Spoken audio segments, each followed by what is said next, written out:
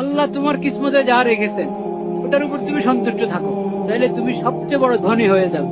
এটা এত সহজ না। এটার জন্য ফিকির করতে হয়, মেহনত করতে হয়, আল্লাহর কাছে চাইতে হয় যে আল্লাহ এই তৌফিক আমাকে দান করে। খালি আফসোস করতেছে যে আমার এই নাই, এই নাই, এই নাই, নাই এর তালিকা, নাই এর তালিকার তো শেষ আসেনি।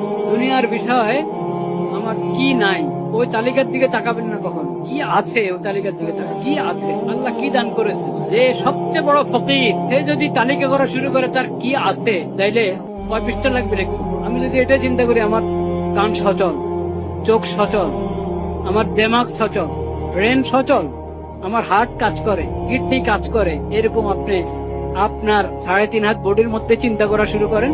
3.5 হাত বডির মধ্যে যদি চিন্তা করি, তাহলে তালিকা করতে পারবো আমি? সম্ভব না তালিকা করা।